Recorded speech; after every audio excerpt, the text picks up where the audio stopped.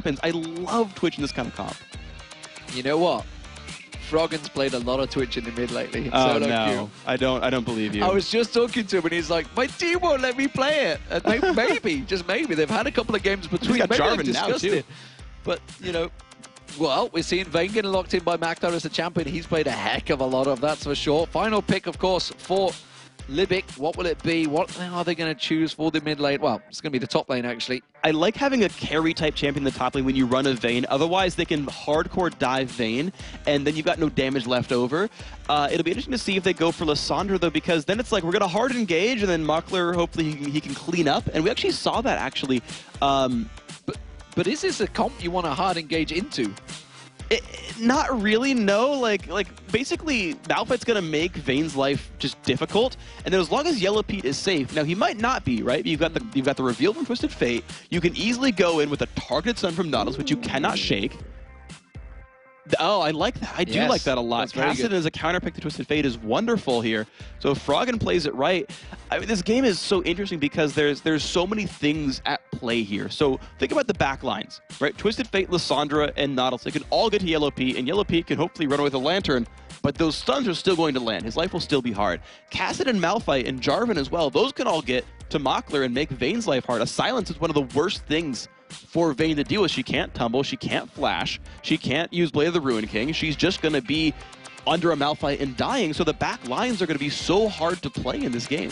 I know, it's almost like when you get silenced, you can't do anything. Not even talk. Can't do a damn thing.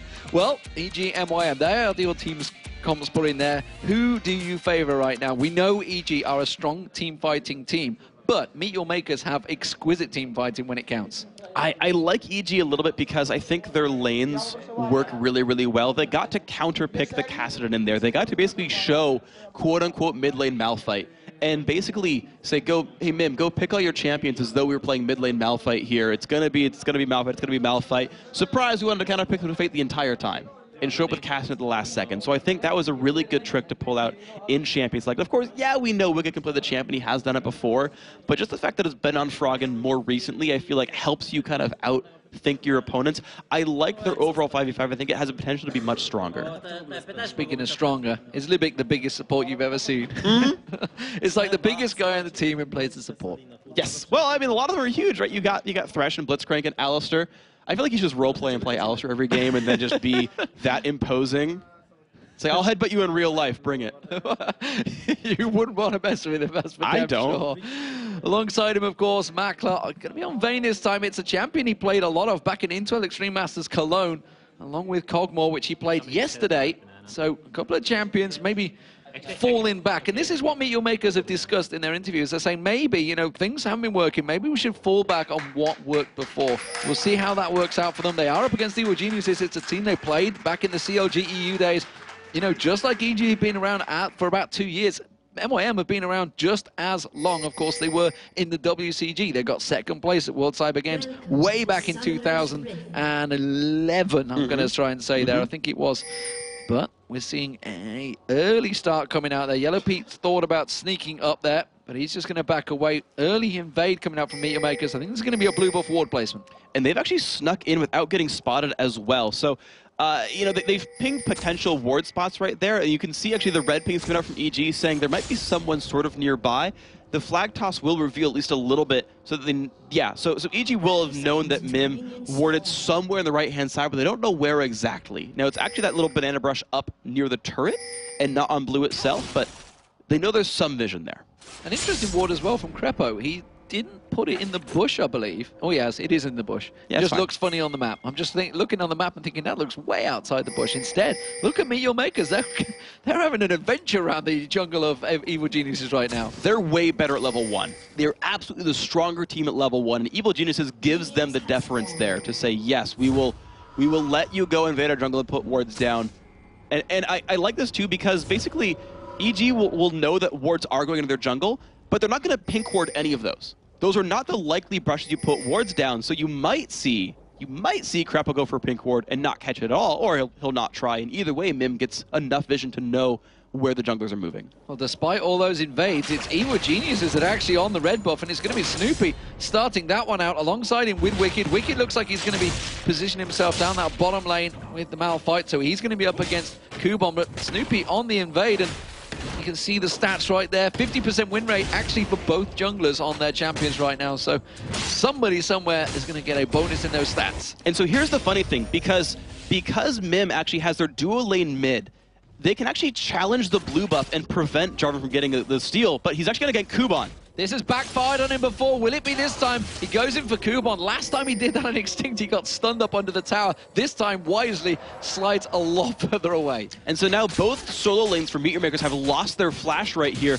And it's actually going to be, this will be tough because the blue buff is getting contested here by Mokata, and his dual lane is right there to help this. They could take 3-1 buffs against Snoopy. Snoopy's just gone past. McKenna is going to come around. Hasn't got any vision there. I don't think they know that he's gone in towards that blue buff. And like you say, this actually could spell trouble for them. He's got the help of Libic and Makler just off the side. McKenna's going to take this blue buff away. No problem at all. That's going to give problems for Snoopy. And Meteor Makers, this ward spots Snoopy starting the red buff. However, because his smite, actually smite's not even up right here, but they're not going to go to stop it. But the irony is that McKenna's taking both blue buffs, Snoopy's taking both red buffs. We're all even. We are all even ultimately, and again, the flashes were burned. So at the end of the day, this was a better opening for Evil Geniuses despite really good wards and good champion positioning. Good adaptation by Snoopy to say, you're going to take my blue, I'll just rush to red and hope you don't get there in time. And speaking about adaptation, how do we work for this one? So Meteor Makers, they've gone for a 2v1 against Cassidy. That's going to be hard lane for Froggen. Meanwhile, of course, in the top lane, Charu is 2v1 up against Pete and Crepo. So it's interesting because Cassidy tends to have a bit of a harder time in 1v2s, and you're seeing this right here. He's so easy to bully out. He's a melee champion. It's difficult for him. However, being in a short lane, it is hard to tower dive him. Makata has to defend Charu because they could have gone for a 3-on-1 dive with Snoopy. Yeah, Makata just getting spotted out by the Dark Passage. Flung out of Crepo to give himself that little bit of extra vision, but Pete's keeping the pressure on. Gonna try and farm his way through, but ironically, both Twitch and Vayne both want that little bit of free time to farm up, and they're getting it. The thing is, Twitch is a stronger laner, I would say, than Vayne. Just has higher ability potential, has just more tools to deal with getting zoned or zoning your opponents. But either way, they both scale incredibly well during the late game and are a little bit unsafe during team fights. So there'll be these huge explosive cannons that will deal crap tons of damage if they can do it, but there's teams basically built to deal with them when it does get to endgame. Well, the first back for Charu was a Doran's Ring, so we'll see whether he uses that. Snoopy sneaking around this mid lane. There is 3 members of Meteor Makers here. He's going to get the flag toss, slide on through, catches Makata out. The tower wasn't on him. Snoopy taking damage. That's going to try and buy some time for Froggen. He's going to go back. He has got teleport to quickly return to that mid lane. Something we didn't actually make use of, and note that both Wicked and Froggen have the teleport, along with Charu. And they're all really good playmakers. You've got Unstoppable Force, you've got Rift Walk, along with the Silence and Slow on top of that one. So if EG just teleports into a fight, they have absolutely the tools to wreck someone's day. If they want to make someone die, they can do it once they hit 6. A lane swap coming out again. Charu now down towards the bottom lane, which means he's going to be up against Wicked. We see Kubon, he's going into that 2v1. Charu wasn't having much fun in that 2v1 lane, honestly. He was losing out on CS compared to Froggen. You can see he's just cleared out that big chunking wave. We do see Froggen, he teleports back in towards the mid lane, gets himself the Tear of the Goddess. So here we go. This is the real test, and of course the Doran's Shield as well being so important for Froggen in this matchup to not take so much poke. And this is smart as well. Snoopy is camping his lane because it'll help keep the turret alive and it'll help keep the team honest. They can't really tower dive Froggen, and he can do things like this. You get a lot of damage down towards Libic, gets the slowdown, wasn't followed up by Froggen, hasn't hit 6 yet, so couldn't Rift Walk in and put that extra bit of damage down. And honestly, they're still very scared of Makler. They're going to have to be, honestly. Vayne is very, very good when you don't have good crowd control against her. She can actually tumble away from Jarvan Noxus as well, as long as she's not silenced. So as far as this matchup is concerned, Makler should be having a lot of say in these battles. Look at Kubon. He's still only level 4 compared to the AD and support. Yellow Pete's already hit 5, so this is actually a scary lane for him right now to be up against Crepo and Pete, because one hook could cause problems for them. He is going to try and clear out that wave, though. He's got good ranged farm clear. Yeah, this is that a word? Range farming tools, that's good enough. He's actually wasting his escape just to try to take down some minions a little bit faster, try to keep him off the turret and pick up some gold here. This is a good adaptation by Kubon as long as he's not getting ganked.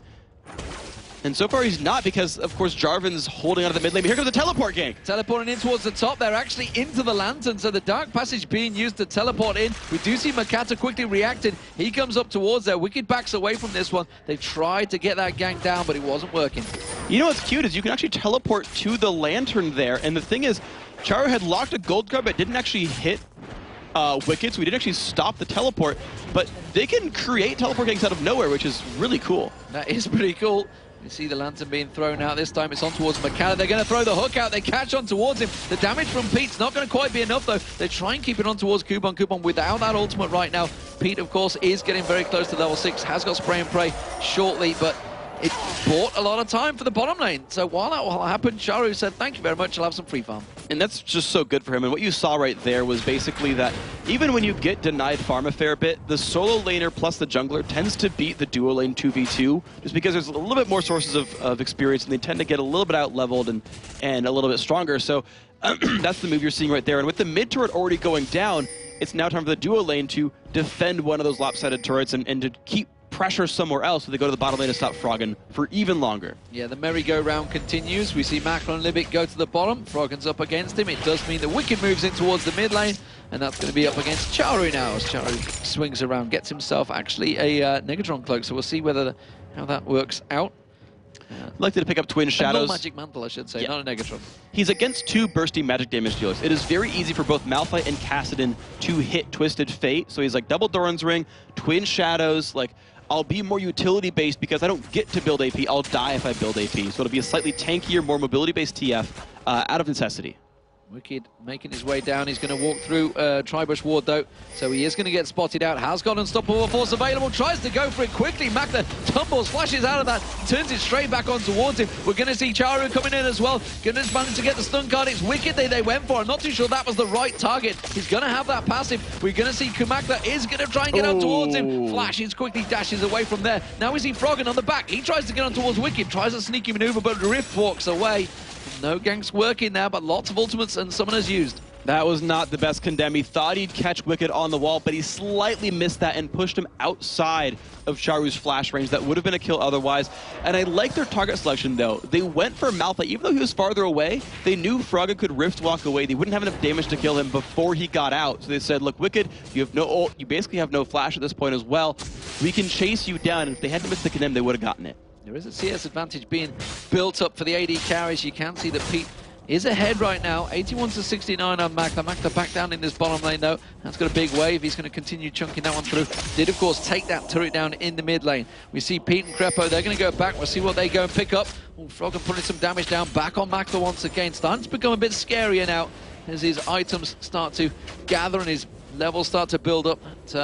Force Pulse is going to start doing some damage.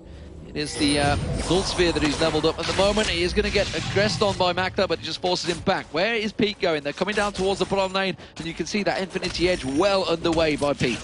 So the 1v1 matchup between Bjergsen and Makler, or not Bjergsen, sorry, Froggen and Makler will actually go Makler's way because he has some lifesteal now. He can't get poked out by Kassadin. However, there's so many items picked up here for Yellow Pete, the BS Sword and the pickaxe, that he'll actually beat Vayne in a 1-on-1 battle unless he gets condemned into a wall.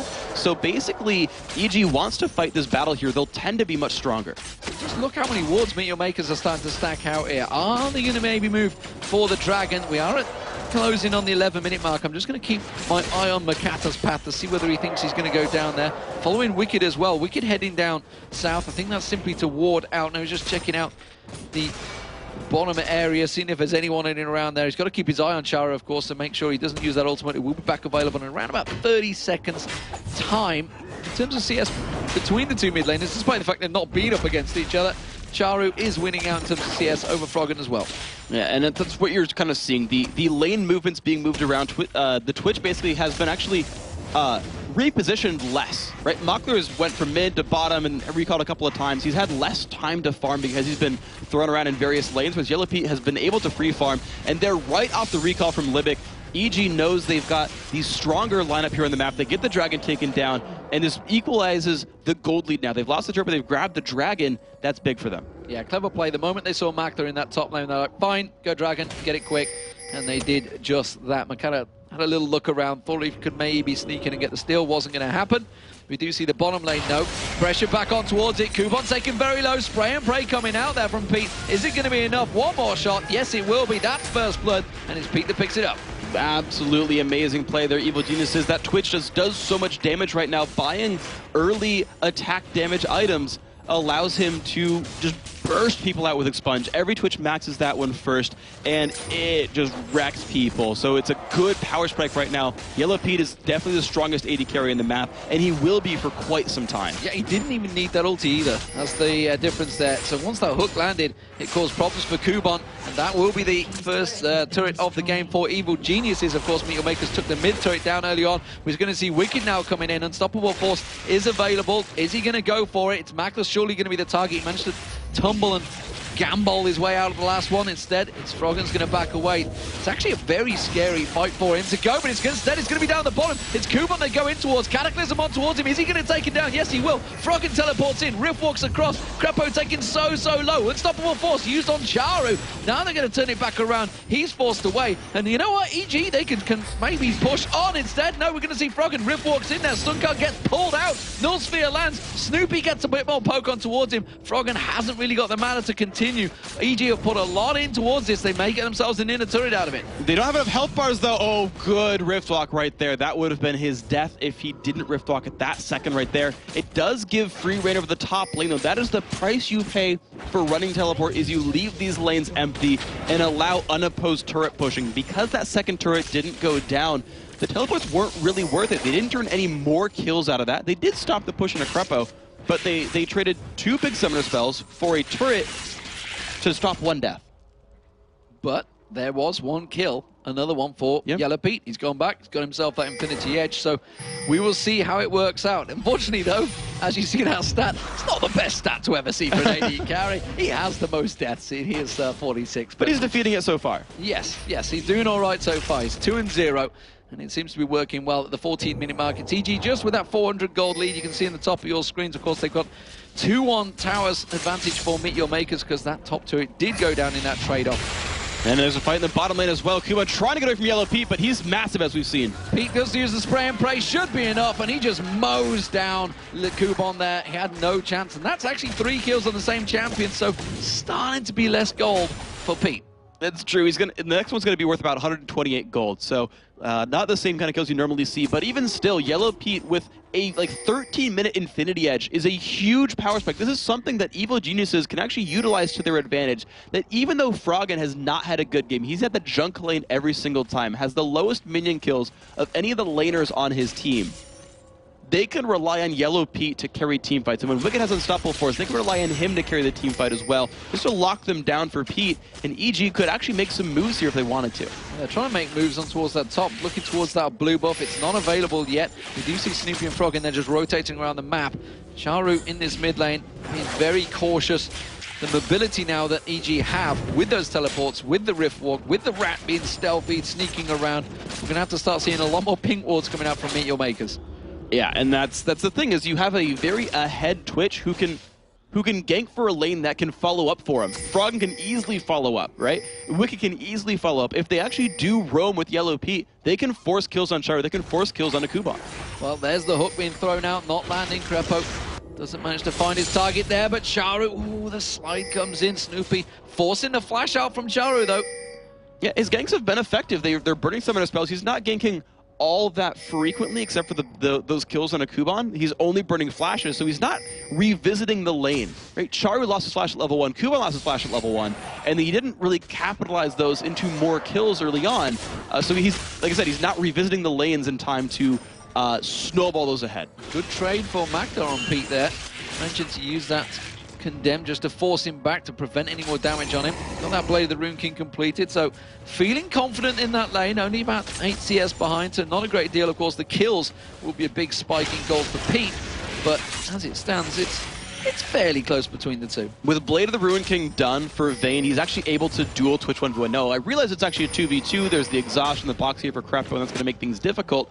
But in terms of those guys actually getting into a fight, it would go very, very well for Makler because he can pretty much guarantee a Condemn Wallstone once you have your ultimate on. So that's the reality for EG. They've got to babysit Yellow Pete because Makler will make things hard. Well, there's a 4-man push looking towards the bottom lane. We see Makata coming round. We did have Charu roaming in towards there, and quickly you see the bottom pairing of Pete and Crepo backing away from that turret. They realize they're going to lose the turret. They're going to get themselves the top turret, though. Froggen's up there helping out Wicked, so it's a turret trade back and forward, but it's Meteor Makers that continue to come out on top. That's all 3 outer turrets taken down, and these 4 members of Meteor Makers, they're not backing off just yet. They're going to be happy to keep pushing right here. Honestly, Malphite Cassian does not push all that hard, but they actually might be able to one-shot Kuban under his turret, and you're seeing Kuban have to hide away. They don't push turrets very fast, though, compared to an AD carry.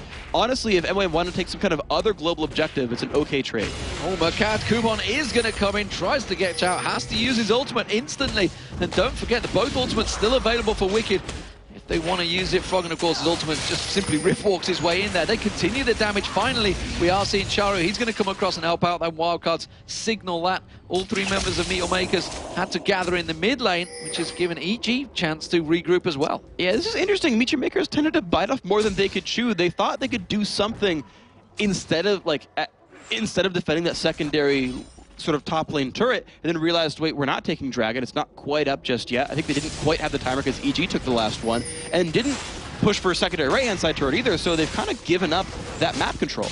Well, it is all the Dragon they're going for. The teleport's coming in. Who's going to be joining them? It will be Wicked getting in there. Unstoppable Force available. Snoopy slides in. Hasn't used that Cataclysm yet. Gets caught by the Grasping Roots. Unstoppable Force does go in. They jump onto Makata. He has to use that flash. Snoopy's going to have his slide once again available. Dark Passage being thrown out. Here comes Froggen just around the side. Charu still with that stun card. Is going to land it on Froggen. They're waiting for Lissandra. Goes in, throws down his ultimate. Stranglethorns gets caught in there. Limit gets taken down. Snoopy very, very low. It's going to be the first kill for Meteor Makers. But it is going to be Makler that picks that one up. And again, they're doing a lot of damage. Pete comes in. He gets massacred, though. And Meteor Makers turn this on its head. Makler picks himself up a second kill. Kuban doing work as well. He was the one that got Yellow Pete down. And that was, I think, a lot about Makler right there. He's going to actually jump down by Yellow Pete. Froggen jumps in there. Is he going to be able to Oh, stun? No! Condemned on the wall. Brilliant play. Makler picks himself up a 3rd kill. And just like that, the AD carries are in control. Oh my gosh, so really scrappy fights like that are the exact battles you want for Vayne. The ulti from Malphite did not go into Makler, it went down onto Makata, and he was like, great, I'm Nautilus. Sure, I'll take that. That's not a big deal. Go for it. Go ahead and hit me. I don't really care too much. Which let Makler do whatever he wanted in that team fight. Run around, use Blade of the Ruin King, kite Wicked forever. Wicked never landed an ability on him, basically. And then Froggen, the problem is, he's been in junk lanes the entire time. Froggen does not have much ability power, just a Rod of Ages now. It's still stacking up right there. So he's not very powerful either, and you saw that when he tried to duel Makler. Normally, Kassadin loves killing AD carries, and he can't do that yet. Oh, and the Phantom Dancer pops into place for Makler. Suddenly, his power has spiked massively.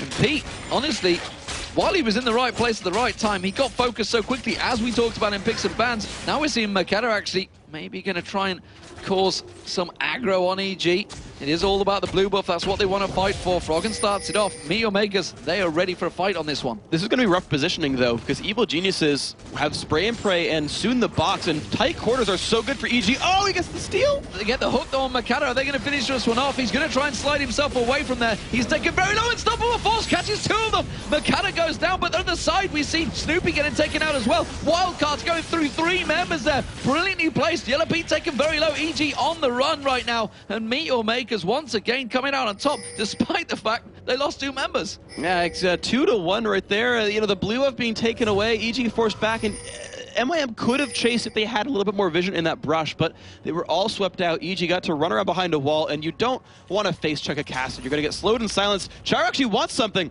Ooh. Never mind. They all run away from him. Used his ulti to try and spot it out there. Yellow Pete had already got away, though. He was really the target they were going for. Let's talk about the AD carries now, because Pete's at 6-1. He's got himself Infinity Edge and Phantom Dancer. That's the start of a beautiful build already. Makler as well. Phantom Dancer, Blade of the Rune King. He's at 4-0. There is a 300 gold lead right here for Yellow Pete. Very, very slight, but that's what this game is going to basically turn into. They're 2 late-game hyper carries, and they're 2 teams who tend to have games reach the late game when they play. The EG sort of old school style is late game team fights, and they're looking like that right here. Meteor Makers, while they often make some good early moves, their games tend to reach late game anyway, so screw it. They're going to pick their late game champions and go for it there. And again, these teams are crafted to be able to beat up AD carries pretty easily or initiate fights and create havoc to allow someone like Vayne to roam free. So you're going to have to keep watching them in these team fights. They're going to mean a lot this game. And of course, the mid laners is Froggen going to build up more ability to power. He's going to maybe try and shut down Charu. There's teleports been fairly successful for both teams so far, honestly. Charu, of course, with his teleport and ulti, can get around the map very quickly. Froggen off at the top then. He's done to farm out. And we should talk about Kubon as well, because he was kind of camped, farmed, beaten, browbeaten. Everything was against him. But he's come back into it wonderfully. He created a lot of the opportunities in the fight they had in the bottom lane. That's one of the beautiful things about Lissandra is that she is a utility-based champion, and none of that scales with items. I mean, cooldown's okay, but basically his engage, and now with Azonia's as well, he can just start fights out and clear people out, root them in place, stun them up, slow people down, whatever he needs to do. He's got that. He's able to be Lissandra, even though he was camped early on, which is actually almost rough for Evil Geniuses that, you know, they killed him, the one guy who doesn't really care about getting gold. You see the two AD carries in the mid lane defending out that turret there. Makla doesn't want to allow the hook getting thrown out towards Libic, but quickly replies with a plant thrown on towards Grepo. And they do back away from that one. Wicked, he's trying to camp it out here. He wants to see go Charu. Has he got anything to go in a one-on-one duel here?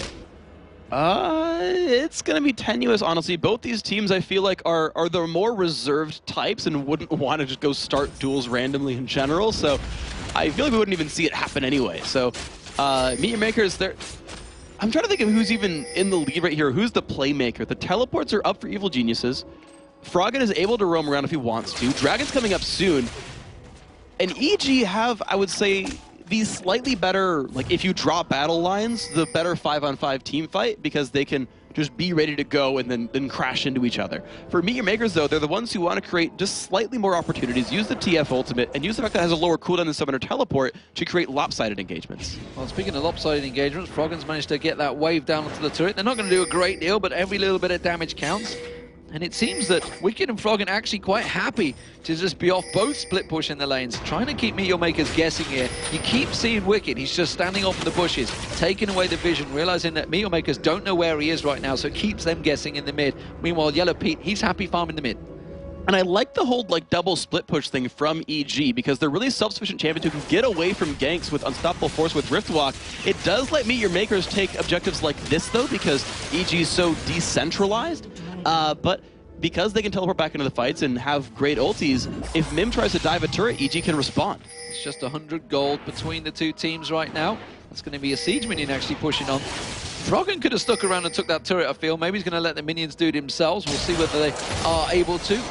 Pete's going to get himself another chunk of farm in the mid. Actually, Crepo maybe stole a little bit of farm there as well. He is a scumbag after all. He is a scumbag after all. So basically, the reason Froggen and Wicked are both being very safe is while they have some wards in the opposing jungle, they don't have all the routes covered. We actually saw that last game with Nuke Duck's Twisted Fate, where though we knew he wasn't getting caught, he didn't know he wasn't getting caught and said, well, look, if I get caught split pushing, I throw away an objective, I throw away a turret or a team fight or whatever. I want to make sure that I'm not the cause of a loss here. I can kill the turret eventually later on.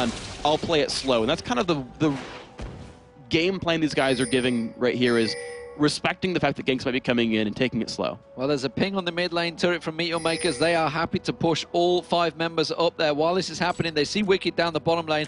They're thinking, do we deal with it? Do we just shove on towards this one? He is going to get damage on the inner turret. Froggen's just off to the side getting himself the blue buff as well. Meet Your Makers, this is what I've talked about so many times, or what Jason's certainly mentioned with Meet Your Makers. They did get that first turret, but they still seem very hesitant on what to do. And we're seeing EG once again creating situations which Meet Your Makers don't seem to know how to react to right now. Yeah, EG are definitely the ones dictating right now. You're seeing they're the ones pushing. They're the ones past the river not getting caught because they're doing it better. And it's going to be a catch on Charu. He is so gone. He is absolutely massacred. It's going to be Wicked, or is he? Is he? Can he try and get away from this one? Will he buy time? Makler's in there. He's going to try and condemn Froggen. He does get the condemn on Froggen. Froggen rift walks away, but the damage is enough. And very well played from Charu just to kite his team in towards EG there. The rest of EG did come around. That was a simple 1-for-1 for both mid laners. But it was, you know, both flashes burned away from EG, so actually a lot of summoners gone. Limit's getting cut out as well, but this could be a good fight. The bot gets thrown down, but look at Kubon reacting so well to this one. Crepo trying to get away, but Yellow Pete gets dropped. Now they're onto Snoopy. He gets hooked in there. Makana doing the damage. Cataclysm comes out from Snoopy, realizes he is a dead man. That's going to be Mackler that picks up another kill. And just like that, Meteor Makers, they're going to go straight for Baron. Oh, that's so amazing. And the double crowd control combo. Yellow Pete does not have innate escape tools. It was the Lissandra ultimate right into a targeted Makata ultimate from Nautilus as well. Nothing that Yellow Pete could have done about this. And now Wicked has no ulti, no flash. He can't participate in this. They can't do anything. Teleport is coming in from Frog, and he's going to maybe try and get in and get a steal. Not too sure he's going to be able to. They're trying to do any bit of distraction they can. Stun cards are you available. Froggen goes in, tries to silence on McCallum. Not going to happen. Livik may well be a kill, but it's Crepo that goes down straight away afterwards, and the Baron was picked up by Meteor Makers. It's a good choice. Oh, Mackler, you got caught out. Why did he go in that bush? I don't know. It's a big shutdown bonus for Froggen. They may turn this one around, and that Baron is being wasted right now. McCann is going to try and slide in. Froggen will have that Rift Walk back available in a moment. There it is. Gets straight on towards him. Kubon now taking low. He turns around, takes down Froggen. But that is actually a successful defense by EG, because the AD carry, the main one they wanted the Baron on, has been taken out and should not have been face checking that bush. That is rough. That is definitely rough here for Meteor Makers. I mean, the Baron pickup is still really, really good. It's worthwhile, and ultimately that was just off the back of a one-team fight, but a 3-for-2, dropping 3 Baron buffs away. All you have to do is look at the gold, and you're like, great, the teams are basically equal in gold.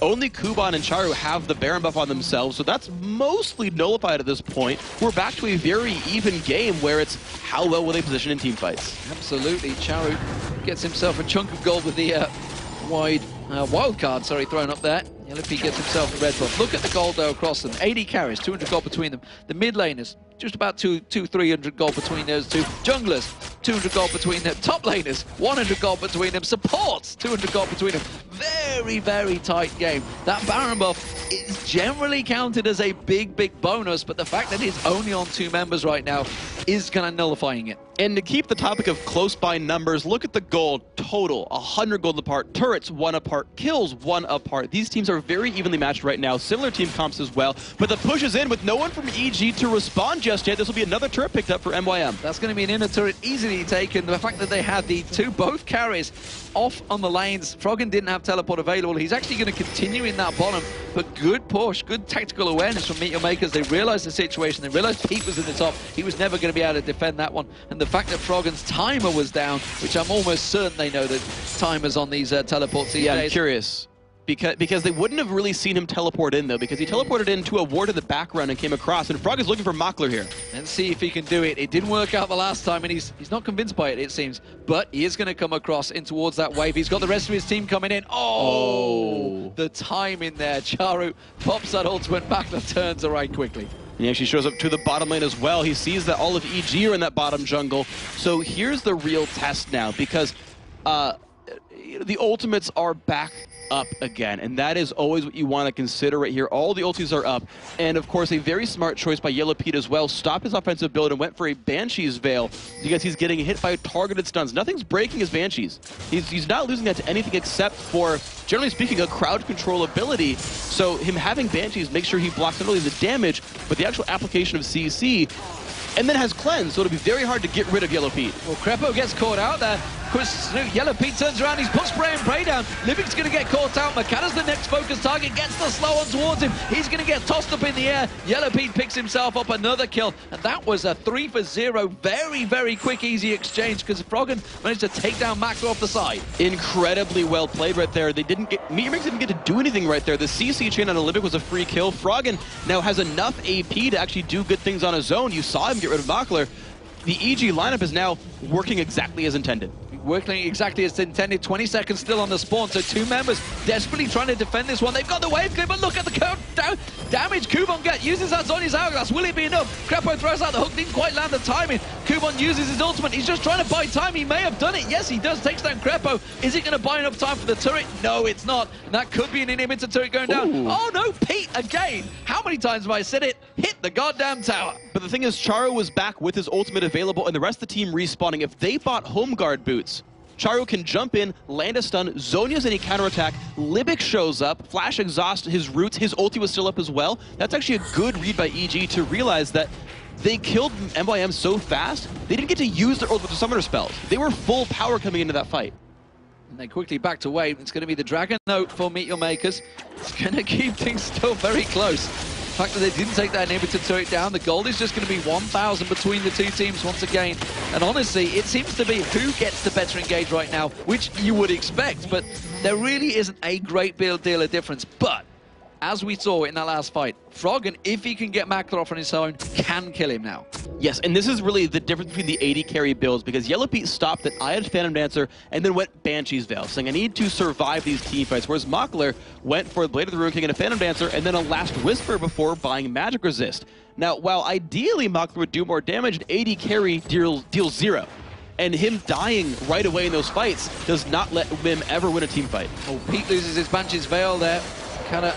Oh, the hook's going to get thrown out. It lands on Nivik. They go straight in on that, and just like that, he gets dropped down. McKenna again. He's going to get focused. The shard lands. Froggen goes in. Rift walks on there. That's another kill for him. Kubon splits off the side. They don't care. It's Charu they're going to go for. Sonya's Hourglass comes out. Pete will clean that one up in the back there. We see the double. That's going to be a condemn from Mackler. I don't think it's going to be enough. The shard slowdown from Wicked was enough. Cataclysm comes in. He quickly tumbles away from that one. Snoopy will have his combo to knock him up, but there look comes at Froggen. Teleported in the side there. He's going to come around. Rift walks in. Force pulse. And it's going to be Wicked that picks up the kill. That's a 4-for-0 exchange. And Evil Geniuses, they are looking very good now. They should be able to take the inhibitor turret in the mid. And again, they got the exact fight they wanted. They caught out Livik once more without being able to use his own ultimate. And then it's just chase power. This team is so good at chasing people down that they'll get those cleanup kills.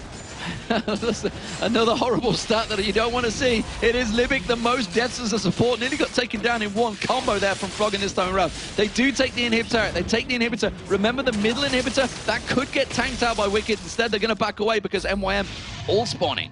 And there we go, but it's enough for them. This is the EG that the fans wanted to see right here. Charu wants to see if there's a straggler that was coming back from Evil Geniuses to see if they split up different ways. They're not going to find anything there. But this is the Evil Geniuses that fans wanted to find. They're playing a team fight composition, which is good for them. It goes into one of their strengths. And they're playing, because of the double teleport, they're not playing, man, we got to outskill you and win duels 1v1 in lanes. They're playing a comp that lets you outskill and out-strategize an overall game plan. Right? Both those things play into EG's primary strengths as players and as an organization, is their intimate knowledge of each other and of the game itself by playing competitively for so many years. This is a very, very good thing for this lineup. I expect to see more of this in the coming weeks.